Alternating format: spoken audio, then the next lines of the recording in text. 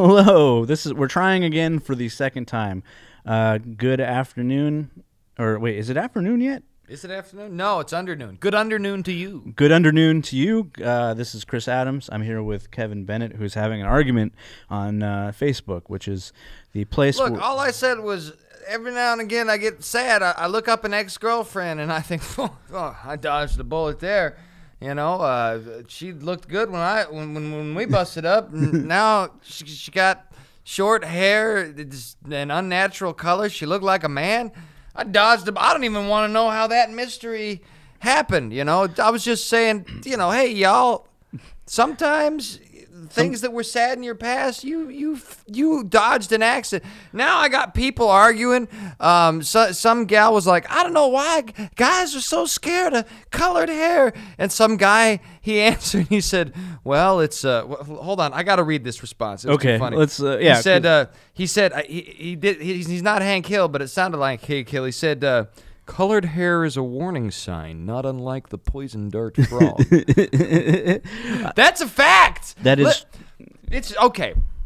I think colored hair is cute and attractive. The problem is the psyche necessary to maintain raspberry blue for a long time is one that is necessarily fractured. Yeah. I mean, not to be mean. I dyed my hair blue once. Do I look stable? No, I do not. But I'm past that stage. Yeah. A little better than I was. Point being, when somebody's in their 30s, you know, I was 17. You know, that's okay. When you're in your 30s, we all go through our punk phase. Yeah. When you're like 35 and look like cotton candy on top of a pruny face, I don't know what you're doing, sweetheart. Wait,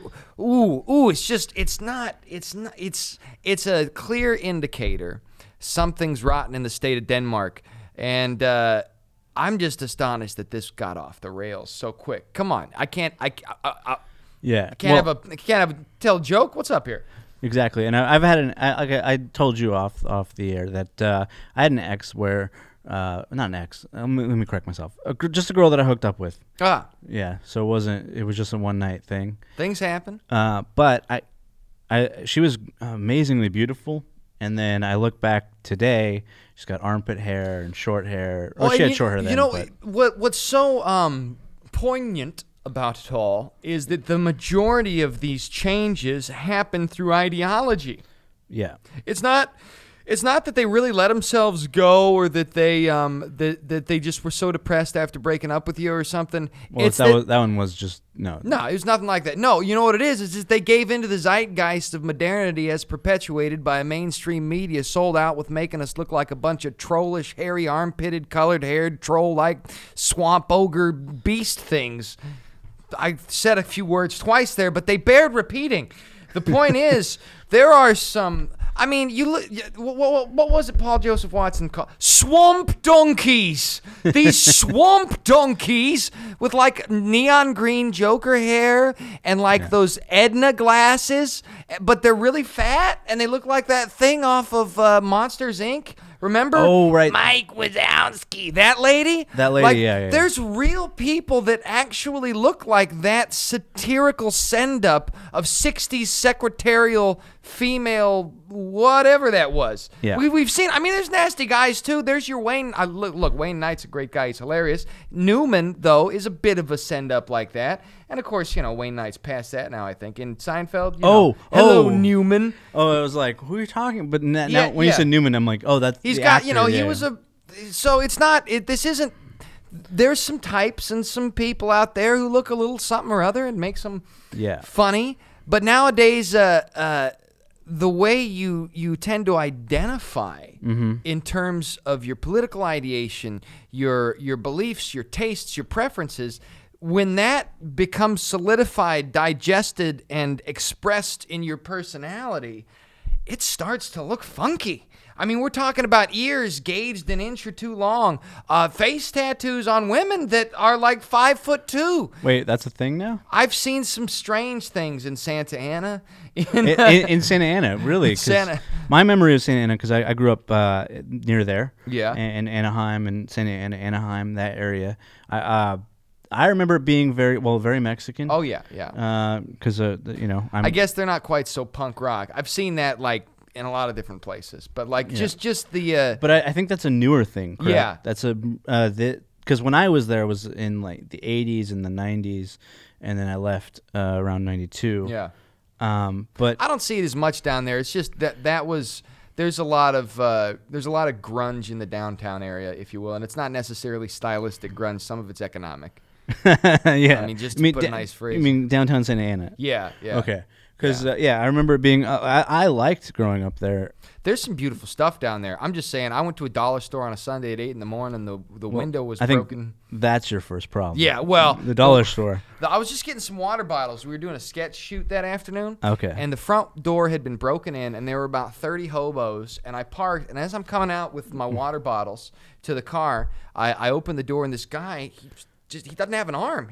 Poor dude lost his arm, and he's sitting here. He's like, man, what you need to do is you need to get a lift kit on that thing so that it's sitting 8 inches higher, and there's a place right. And he's, I would have been good for a lift kit, but man, where do you think I got the money for that? I'm buying dollar store water on a Sunday with you telling me to get a lift kit. What do you? It was crazy, man. Yeah. And it was like Mad Max Light. It was irritated Max. yeah. It was annoyed Max. It was annoyed Max. Not quite mad. Not mad. Yeah. Not mad. It was losing his grip slowly but surely toward existential crisis Max. Yes, is what it was. So anyway, point being, and now that's a different thing than pure stylistic. That's like difficult circumstances. But I see the youth. I see the college kids. I see the teenagers. I see this progressive punk hipster grunge movement, which is sort of just a smorgasbord, a gestalt of punk and goth and emo and LGBT culture and DNC culture, and it's all just sort of if you know how if you put everything together on a buffet, it looks like vomit. Yeah, it's that. Correct.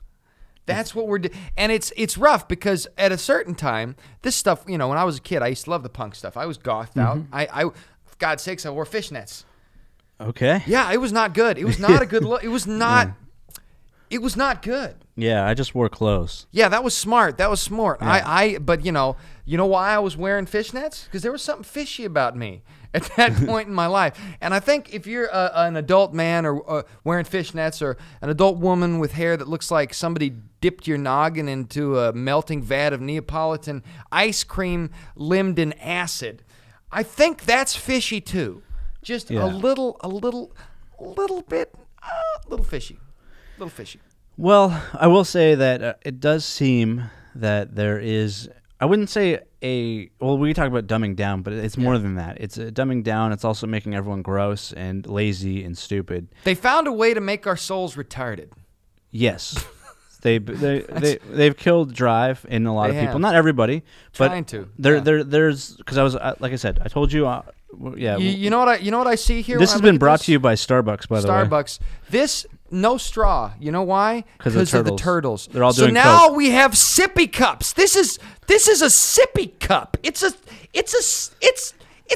sippy cup. Yeah, no straws, but there's shit literally outside this. I mean, I don't mind the sippy cup. I like the straw though. I like the straw.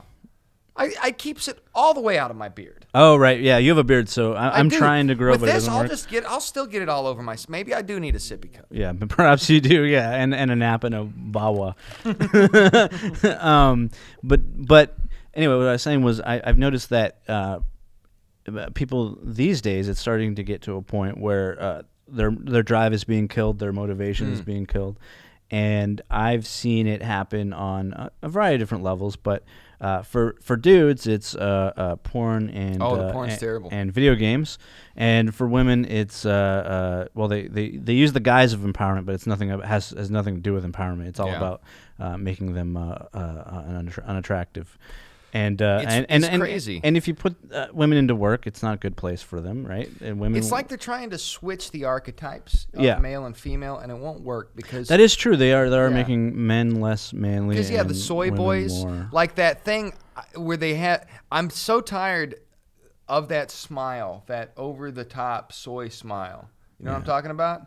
I mean, it looks something like this, where like they hold up It's this sort of. Over-the-top expression of happiness that is obviously insincere. Okay. And that's what I don't like about it. And it is permeating. You see all these feminine men who have a skinny frame, or they got man tits, or they got I've been fighting with the man boobs. You know what I started doing? Pull-ups. Oh, that helps. Pull-ups. Yeah. Helps. Push-ups. Pull-ups. I need to do more push-ups. I can bench pretty good now. You go to the gym. You were just at the gym before you came over here. For the shower, it's Saturday, but Monday through Friday I do work out. I started doing that. Nobody's working out these days. Testosterone's in the dumps. We're all eating all this synthetic foodstuffs and the stylistic gestalt. What's the word I'm looking for? Zeitgeist. The stylistic zeitgeist is this sort of effeminate mix. It started in at least the 80s. It's at least that's when it really started. I'm sure you can probably find a seed back to Bowie in the 70s, but it has really percolated and gotten deep into our culture now, where all the guys look kind of girly and that's stylistic, and they're wearing the female colors. If you want to take it back, okay. So when I was growing up, well, I didn't have the normal childhood, but other people, when women would go into the workforce and stop being mothers, that's a big problem. It is a huge problem. And what it does is it also then they don't cook, right? They don't care for the children the same way, so they go to fast food, which is completely terrible for you. You live on that, you get addicted to that because it is made to be addictive, like cigarettes and other things. Yep. It hits all the evolutionary buttons that we're programmed to want, but it doesn't give you nutrients. So you go eat fast food. Then on top of that, you don't have parenting because both parents are working. And here's a wrinkle. When there's not a mother or a father around, females go through puberty quicker. I did not know that. That's interesting. But then now the thing that's raising you is television, which is terrible propaganda, basically. And in my age, it was television. Now it's maybe internet. Even worse. It's Pornovision. Pornovision. And so now what we have is a society full of people that are. They don't have structure, which children need. You have to have structure in order to become a good. I mean, I had no structure, and it was horrible. It's taken me a long time to just even get back to zero. Oh yeah, you know what I mean. That's why I became a comedian. It's not a good life. So you don't have structure, and you don't know how to act. And then, like I said, a lot of these more effeminate guys are being raised by mothers, so they become more effeminate themselves. Or the women don't have fathers, so they become either promiscuous and they try and be the man they didn't have. And no parents raised by the TV media, or the media. And then what it's doing is it's a slow and progressive build towards degradation of society, right? Yeah, so it's the demoralization process talked about by Yuri Bezmenov in My Job Was Deception Was My Job. You know who he is? Bezmenov is amazing. Yuri Bezmenov, little man, have no beard. I have huge beard. He had no of the beard. Yeah. And he was working for KGB. And what he find out? If you watch his stuff, very good. He describes exactly what's happening back in the 80s. In the 80s, 30 years ago, before it happened. So, and then he's dead. He was dead in the early 90s. They killed him. Killed because he told the truth. And now we are seeing it. It's like he had a first-hand account. So the demoralization, it's not making you feel sad. It's extraction of morality from society through reversal of the archetype. So, you don't have mom or dad. The kids got to raise themselves. The TV tells you it's cool for the boys to be girly and it's cool for the girls to be manly. Yes. But now here's the deal. I was going to say this too. There is a rise in anxiety and depression and among both genders. Yeah. Which there are only two, by the way. There are only two. So, in both. And what it's caused by is again, not everyone is going to fit into the mold, but most people, we have roles for a reason. It's not because society puts them on. It's because it's natural and it's the way it was meant to be. Look, I can't carry a baby. I got a dick. Yeah.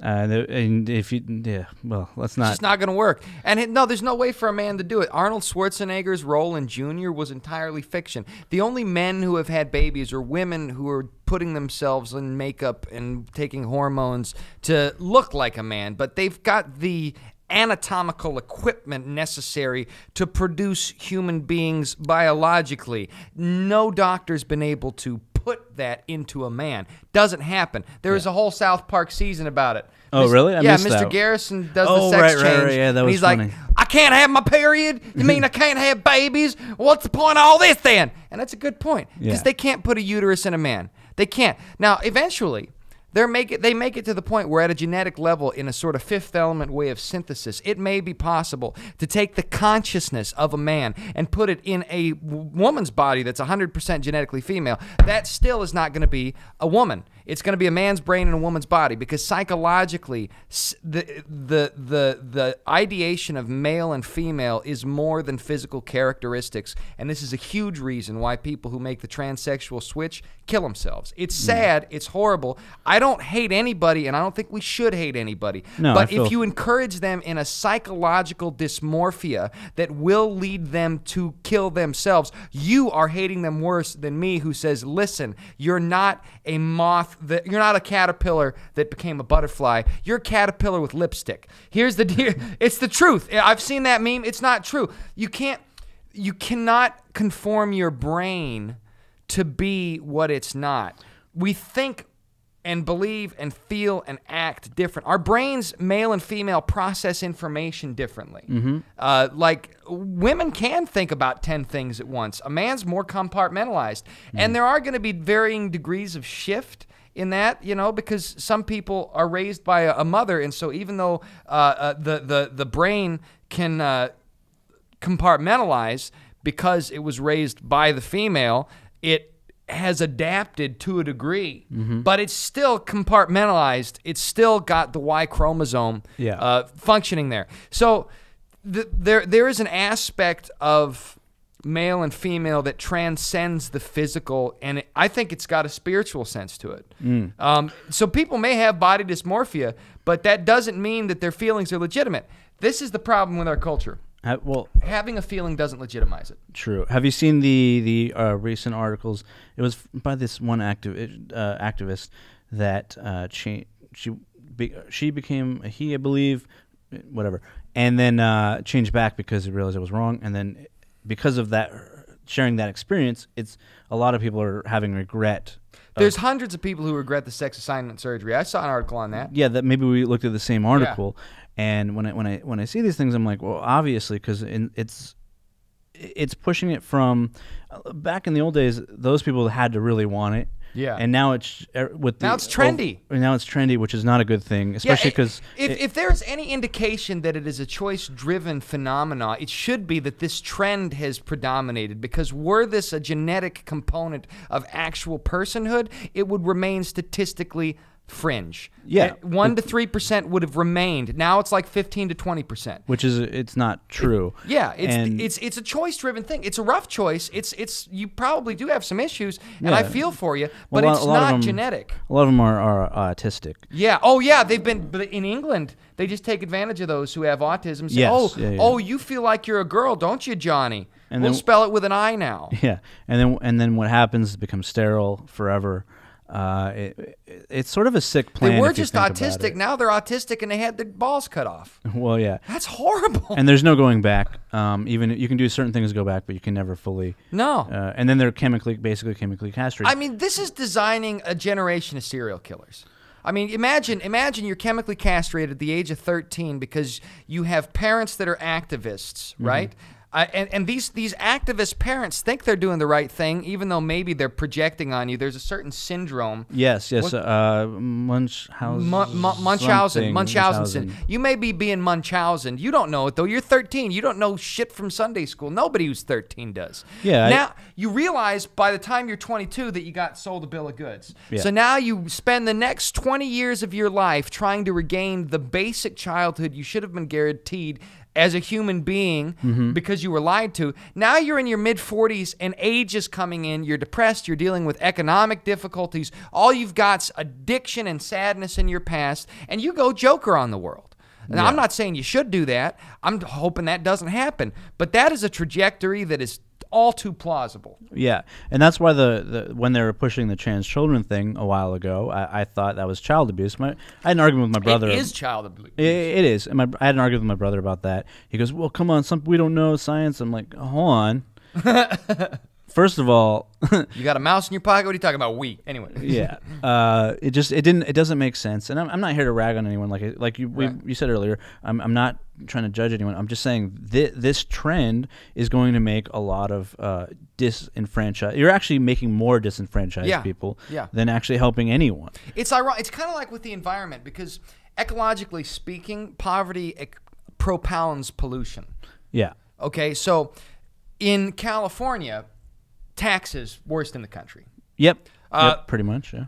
This is a fucking sippy cup. I love Jesus. I just said fucking twice. It needed to be said. Look here. It should have a straw. It doesn't. I have to deal with cardboard or a sippy cup if I want to enjoy the beverage and keep it out of my beard. Not that I don't like the taste of coffee a few hours later, and I can make it more shapely, but that shouldn't be how it is. You've got to pay 10 to 25 cents for a plastic bag. Now the hobos can't crap in the bags. They got to do something else about that. We're going to get to that story in a minute.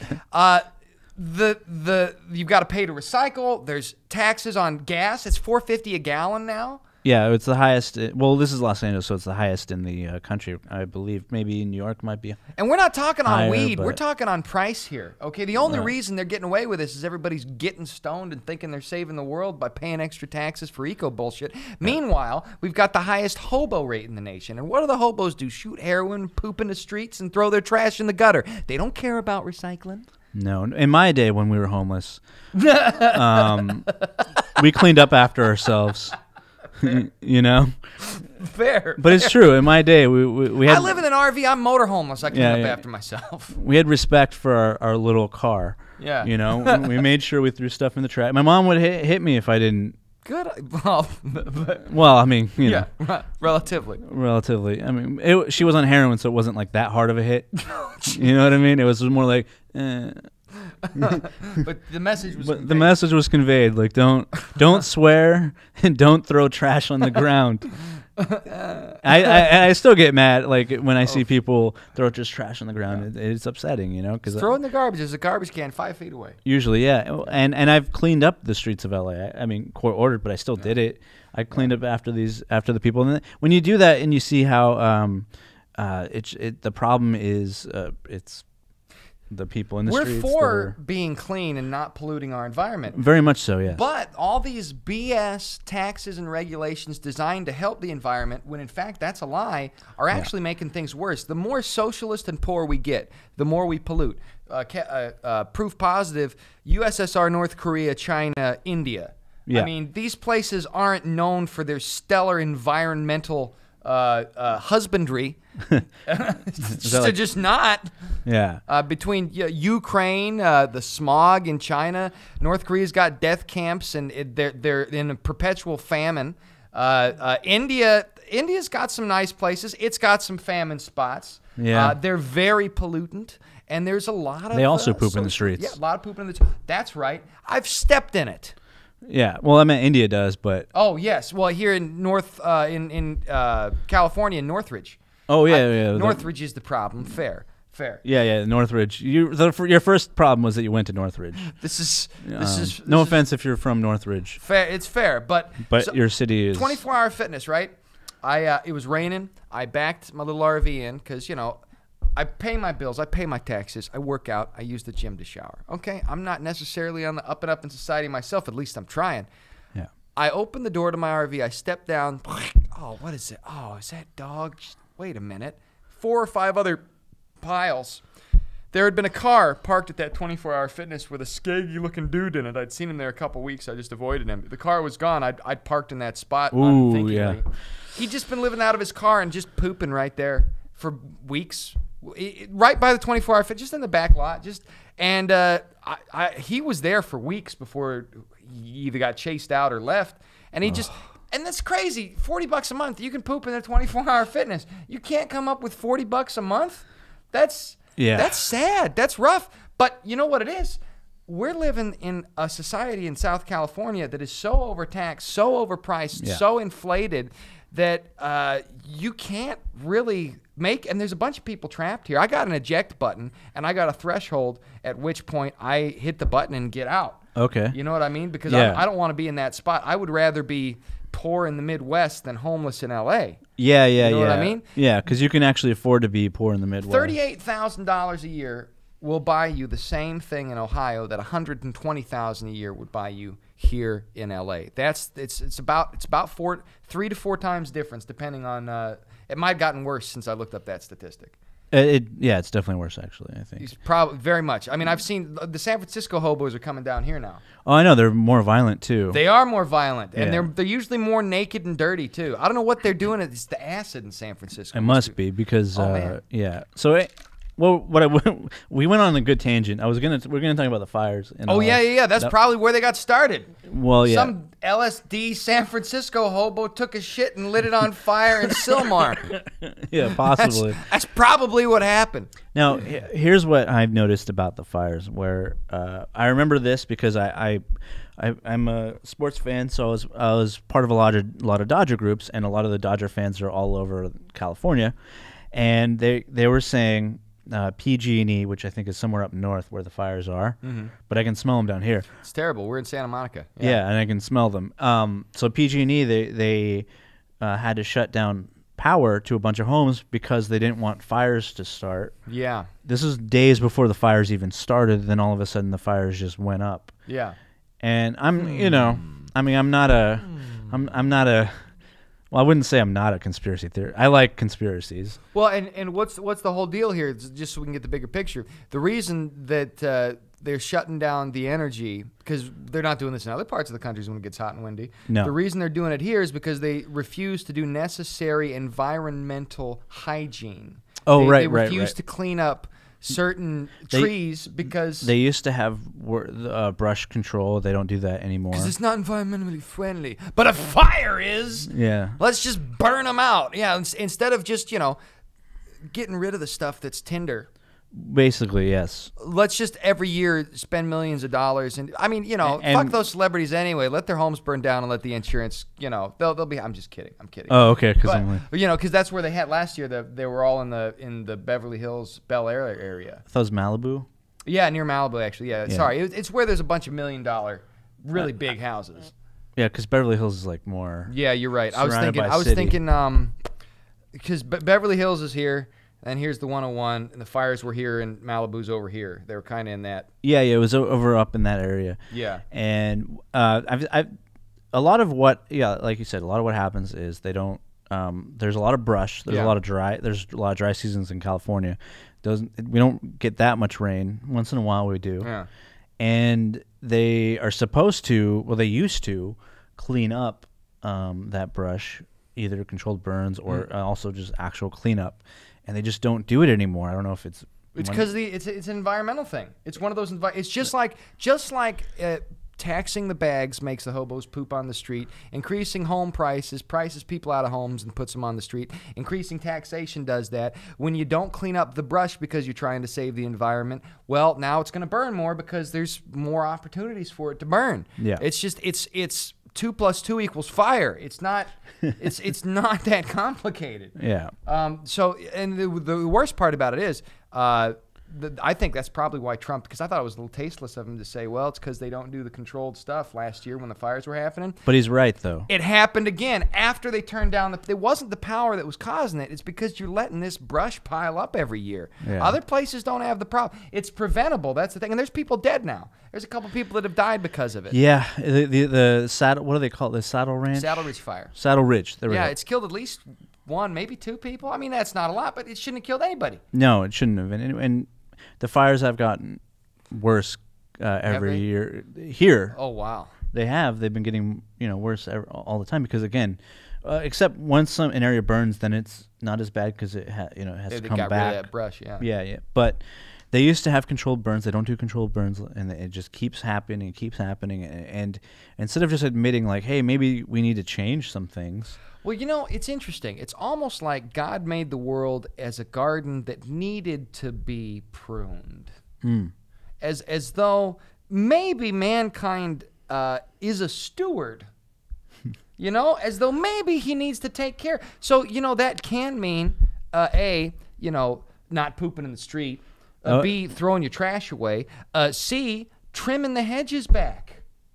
It's not just about reducing your input into the environment, even if you don't believe in God, mankind is part of our ecological system on this planet. So from an evolutionary perspective, it is possible, theoretically, that mankind's development could be a planetary response to the need for some planetary hygiene.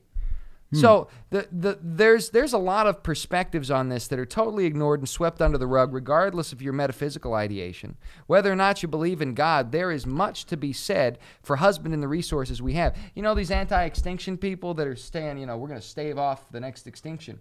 Well, okay, so let's just take a step back and consider the logic behind this, right? Okay. We're on a planet around a sun, and eventually mankind's going to reach a point where we need to spread throughout the cosmos. Now, you believe in deep time cosmologies which have divergent evolutionary paths that could perpetuate other intelligent entities. Robert A. Heinlein, don't believe in what he said. He was a theosophical type, but his whole idea was that our world needs to be able to advance like a spore into the soil of the universe, because eventually the sun might blow up, aliens might come, the planet itself might implode, it's going to age. If mankind wants to survive, they have to spread through the stars. This is the big ticket picture if you don't believe in God and you believe in a deep time cosmology. We have to eventually expand beyond this planet if you believe in that. Now, I don't think we can.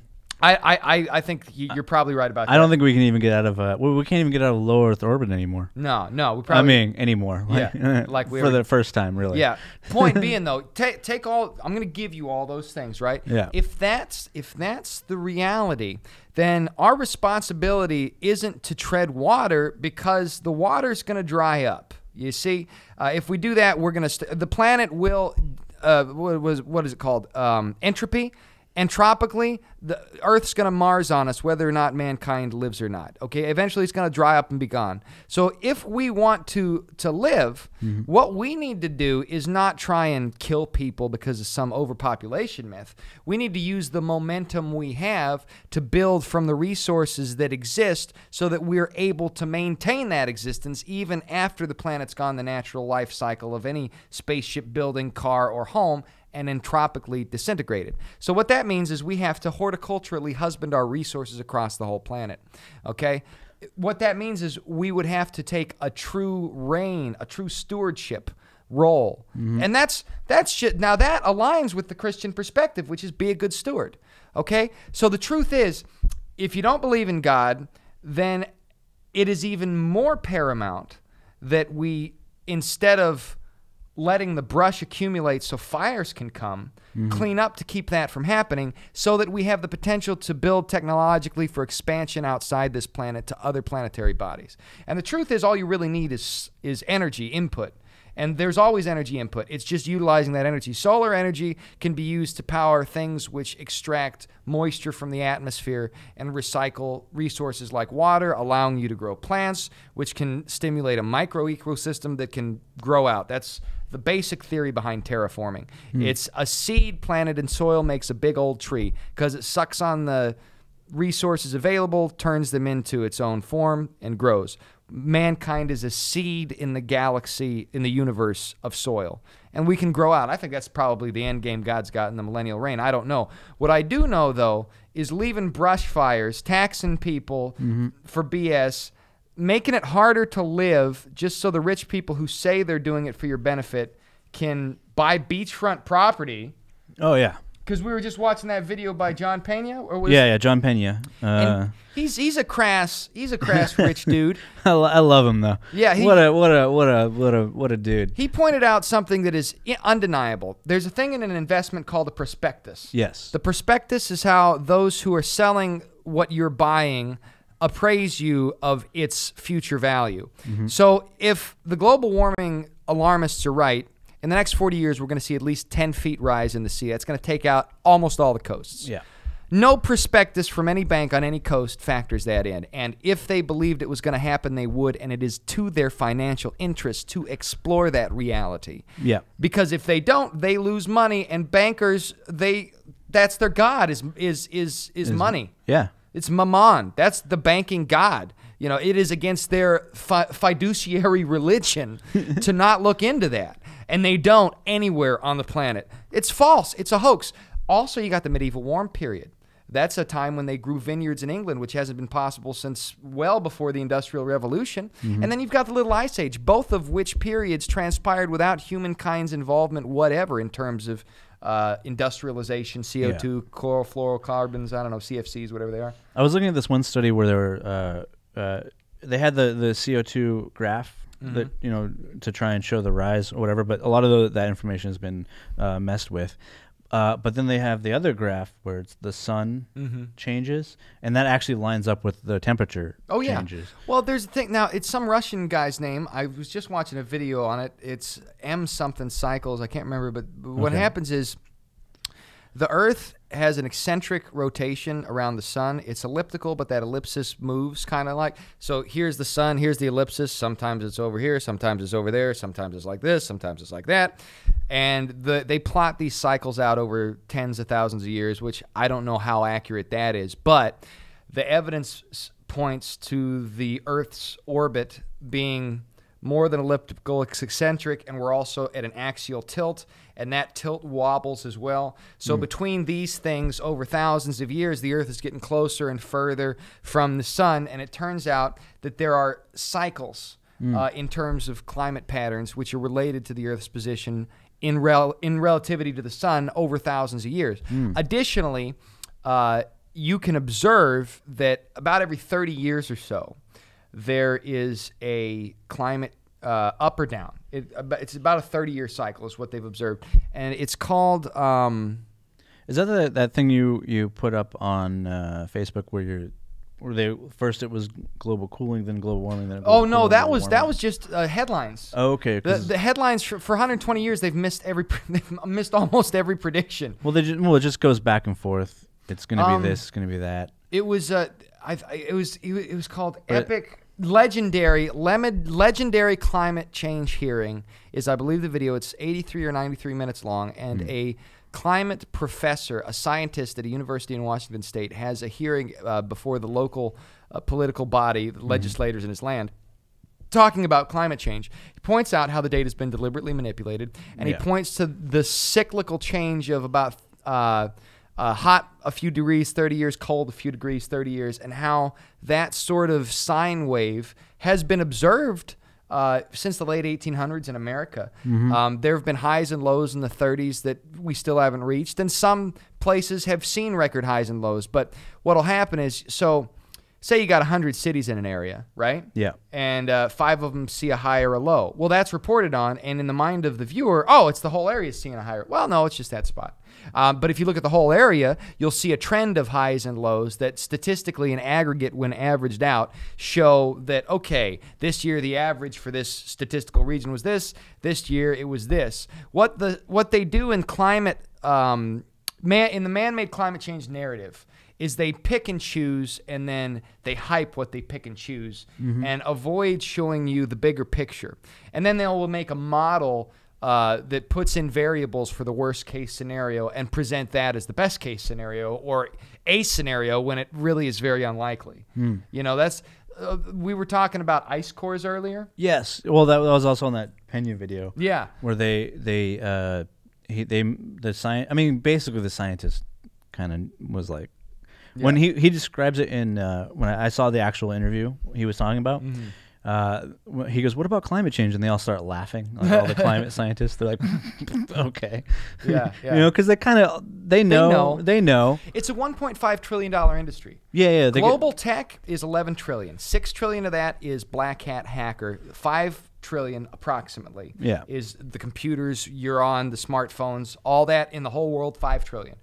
Climate change is more than a fifth of legal tech industry in terms of economic revenue. $1.5 trillion. It's probably higher than that because that's an old article I got that off of. It could be way higher than that. I don't know. All I know is $1.5 trillion. That's a lot of money. Yeah.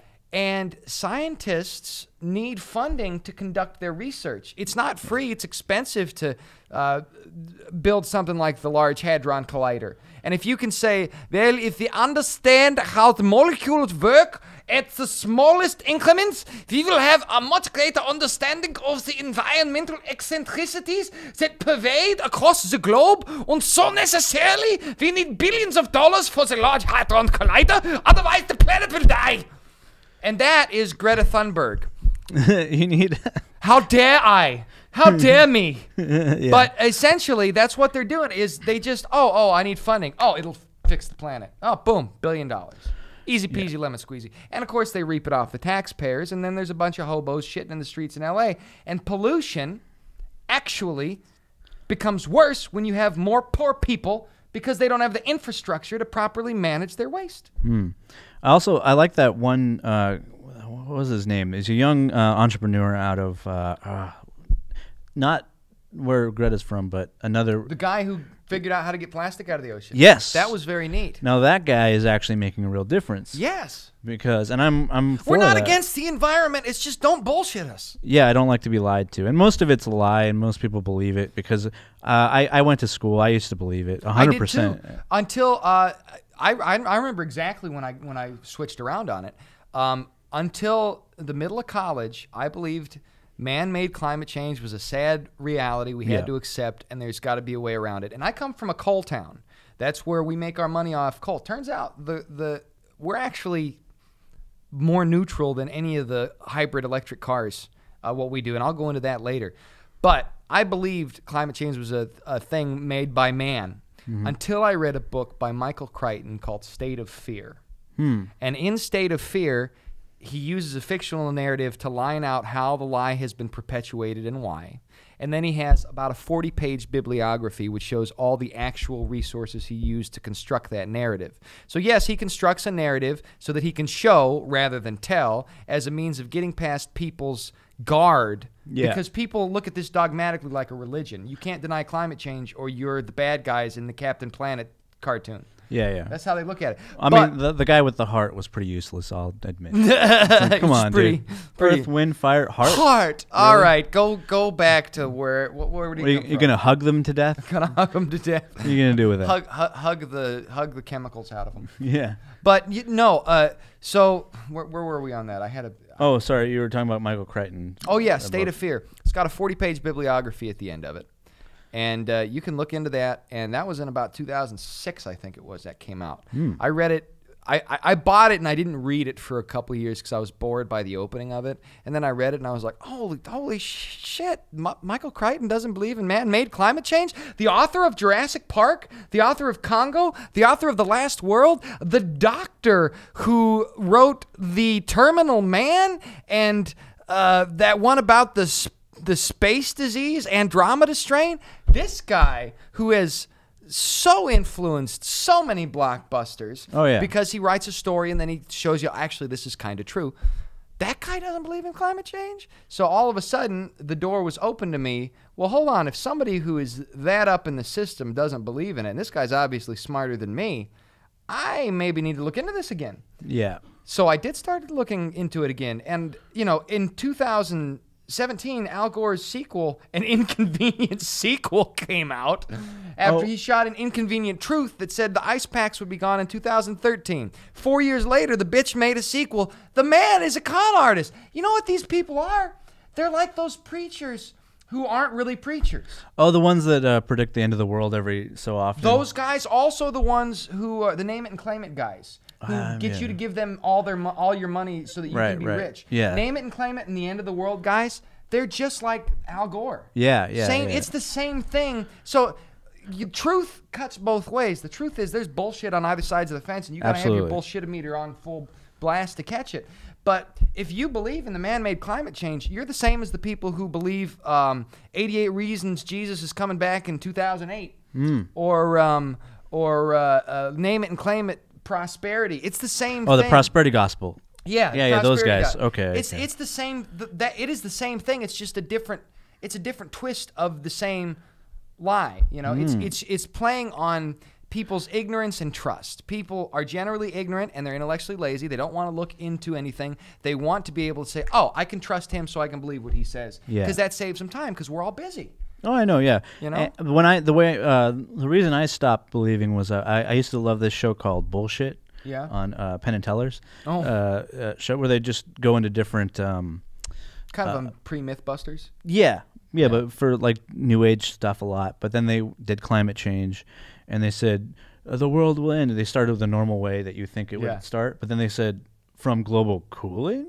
and then they show all the headlines kind of like you did. Yeah. And then how it kept changing and then it became but they were so early that it was still global warming. Oh wow. Because they didn't change it to climate change because they had to change it to climate change so that they couldn't be wrong. Yeah.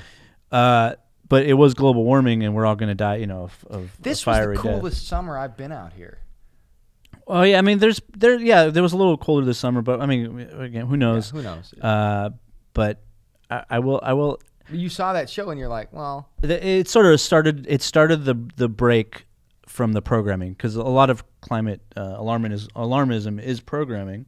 Like you said, it's for taxes and for money. It's an industry. Yeah, and a lot of those people fly private jets. So yeah, isn't that ironic? Greta Thunberg took a boat across the ocean and then flew back. Which I thought was hilarious. That I live in an RV. That's more carbon footprint than I've had in the last 3 years. Yeah. I don't understand. And it would be one thing if I mean it's because this is a topic where you try and tell people and they just tune out. How dare you? Yeah, they do that. How dare you? Yeah, and then you're taking my childhood. Well, no, your parents are. Your parents are taking my childhood. Yeah. Where have you put it? I need to find it. Well, I love the video that I got from Owen Benjamin where he showed that girl in '92. Yeah. Suzuki, who was doing the exact same, almost not the same exact. It was the same exact message and the same talking points, just with a different vocabulary. Yeah, in '92. Yeah. And she said that she wouldn't have anything for her kids. She's now married to a rich, wealthy guy. Oh, is she? You looked into that. Oh yeah, she's like 40 now. Yeah. She's married and she tours the world talking about this still. I shouldn't be here right now. That was the only thing I agreed with Greta on. I was like, yeah, you shouldn't be here. Yeah. Get out of here. They're gonna give her the Nobel Peace Prize. I'm so glad she didn't win that. But well, it doesn't matter if she did. It's all bullshit anyway. It's all bullshit. They gave Obama the Nobel Peace Prize. The best part about the Nobel Peace Prize is the actual guy that created it. Didn't he create dynamite? TNT. Yeah. So it's like very peaceful. Yeah. That stops war. Is blowing people up. I believe so. But and luckily they used it for different purposes too, not just war. But I just find the more you look into things, the more you realize like, oh wow, half of the things I thought I knew aren't the way I thought I knew them. Right. So a lot of things I learned in school, like the first lie you learn is George Washington never tell a lie. Yeah, bullshit. That guy lied a lot. Yeah, you can't not lie. You shouldn't lie, but for goodness sake, we're human beings. Saying you can't tell a lie just says, oh, this guy's a liar. Yeah.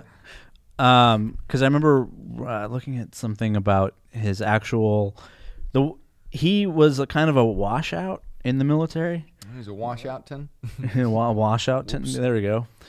And he was given this post far away from the battles, and he disobeyed his commanding officers, lied about it, blamed somebody else, and then somehow still moved up because he married right. Oh wow, I didn't know this. Yeah, he wasn't a great person actually. He was fascinating. Kind of a terrible person. Fascinating. But we worship Washington, 50 feet high, made of radiation. Opponents you haven't seen this video? No. It's very funny. It's opponents beware. He's coming. He's coming. He's coming. It's a Brad Neely video. It's pretty funny. Okay. No, I haven't. But yeah. So that's like a first lie. Then half of these. It's schooling is the problem. I think it's indoctrination and propaganda perpetuated on a national scale with federal funding. And I feel like it's gotten worse. Yeah, because it's become more controlled. The public school has become more controlled, number one. Number two, the demoralization process has been expedited by a group of teachers who are essentially socialists. Yeah. Most school teachers they're just those who can't teach. No wonder they're commies. Okay. They can't do. And those that can't teach. And my mom wasn't a commie. My mom was a teacher most of my life, and before I was born. She recently retired because they're a bunch of freaking commies, even in Wyoming. Like they were They were forcing all kinds of horrible stuff on those kids and a bunch of unrealistic standards to keep the teachers guessing so that they don't even have the ability to tell that they're being led by the nose through bullshit. They don't teach kids to think critically anymore. I don't know if they did in the modern school system. They teach them to memorize and regurgitate. Yes, and that's what I remember from school. And I mean, it's been a while, but and I even know I have a friend that works in the L.A. public school district. I'm not going to say who they are, but they also complain about the leftism. Oh, it's like a church. It's like working for a leftist church. I subbed for 3 years. I substitute taught in Colorado for 3 years, and there were some creeps there that were the regular teachers, and the teachers who weren't creeps were drunks, and the ones who weren't creeps or drunks were old and about to be out of there in 2 or 3 years, and couldn't stand the rest of them, but they were just hanging on because this is what they'd done with their life, and they were in a catch-22. Yeah. Like the older, more tenured teachers who had more experience were always, well, like 90% of the time, somebody I could rely on, somebody who didn't agree with the current system, somebody who felt that there were some serious problems, and somebody who ultimately felt slightly defeated because they're part of this massive machine that has been designed to actually harm children more than it helps them.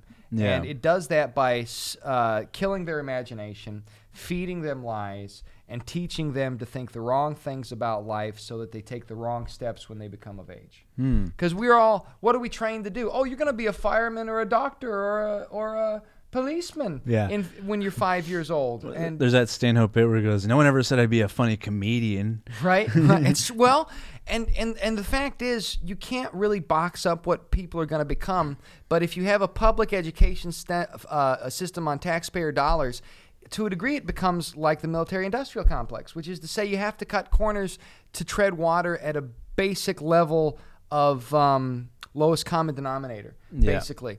And so that's one of the reasons our education system has just steadily got. If you don't go to the private sector, you might as well just leave your kids in front of the TV. They might actually be educated better, honestly.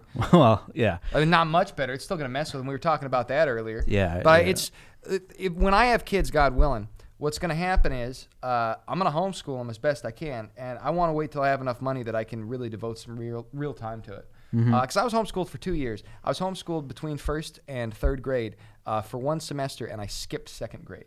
Oh, wow, okay. Yeah, and then I was homeschooled for 7th grade. And they wanted to hold me back, but the problem was I tested 2 grades ahead of where I was, and that they knew, so they split the difference. I actually tested as a first grader who had a semester of homeschooling from my mom. I tested in 4th, 5th, and 6th grade in every subject. Of course, they couldn't stick me in 4th, 5th, so they stuck me in 3rd for 1 quarter. And then I went into 4th grade. Well, I should have been a 3rd grader. 5th grade should have been a 4th grader, etc. I learned this firsthand. Yeah. Nothing in the schools was ever more complicated than something in real life. Yeah, yeah. And it when and high school was harder than college. Was it? Yeah. But I got a degree in theater, so I can't. Yeah, I also. Now, is it Common Core where I feel like it deliberately obfuscates learning so that you don't want to. It makes math so hard that it's impossible to. It is. I think it's designed to make it so people can't crunch the numbers. Yeah. I think the Common Core objective, if you peel back the bullshit and read between the lines, it's about obfuscating, making it estranged, difficult, hard to grasp the concept of arithmetic. Because the way it states its goal, because I've had to teach it before. Okay. It states its goal as trying to communicate advanced mathematical concepts to unadvanced minds. So basically, in its objectives, and this is how it gets teachers who can't think critically on board, it's saying, well, we're going to teach your first grader how to understand math abstractly, like an adult would with algebra. So you can't do that to a 6-year-old. A 6-year-old is thinking about picking their boogers. You know, a 6-year-old is going to pee their pants because they can't think to ask to be let inside to use the bathroom during recess. Okay? They're not going to understand that an integer can have a letter represent a variable in an equation. That's not going to happen. They can't understand complex quantities. What you do to teach a 6-year-old is what a mama cat does through memory, repetition, and visualization. So, okay, you teach them their tables, their times tables, their multiplication. I remember those. The times tables become ingrained in the brain, and then when you have that at your beck and call, you can then take a step up and understand what all that is you really learned. Yeah. I mean, we were before. Yeah, we missed. Thank God, I can still do multiplication in my head. There's a whole generation that won't be able to do 2 times 2 equals 4 in their head. Yeah. I mean, it's horrible. And it's done to, even the teachers can hardly understand it. And this is, thankfully, there are a lot of teachers who aren't, socialists. There's some good teachers out there. And they'll see this stuff and they'll say, oh, gosh, this is BS. And what they'll do is they'll present it both ways. They'll present the way they learned it and they'll present the Common Core way. And it's just so much simpler the other way. Common Core makes it difficult to understand big numbers. It makes it difficult to work any equation. It takes longer. There are more steps involved. Yes, I remember looking at someone taking their. It should have been simple arithmetic, but the way they broke it down, or even multiplication, it just was like it was more. I was confused. Yeah, and I know how to do that. I was like, what is happening? It's not. It's a bad thing, and you're going to do that to young kids. You're crippling them. It's crippling them. Yeah. They're crippling them at the direct educational level. Then they're trying to get them on these hormone blockers and tell all the autistic kids they're transgender. Then if you escape those two things, all the junk food you're eating is going to get you addicted, and it's got chemicals and hormones in it. Yeah. So that's going to give you some cancer or something or other. Yep. If you escape those things, then you're probably going to get on some psychological medication of the ADD variety when you're 8 years old and you're just a boy who's got energy. Don't put a kid on pseudo cocaine because he's got energy. Yeah. That's what? Oh, he's got a psychological problem. No, it's called being 8. You're 8 years old. You don't know. So they are. If I have kids, they're getting homeschooled. That's just my sister's doing that now. She's got 2 of them. She's homeschooling them. I feel like that's the smartest thing at this point. And I had 2 cousins that were homeschooled by my aunt in Texas. Yeah.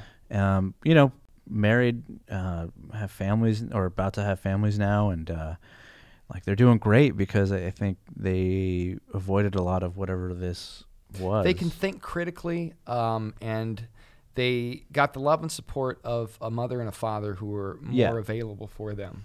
Yeah, and the dad did what he had to do. He worked at this dairy, not the farm, but the pasteurization process plant part, and he was basically a scientist.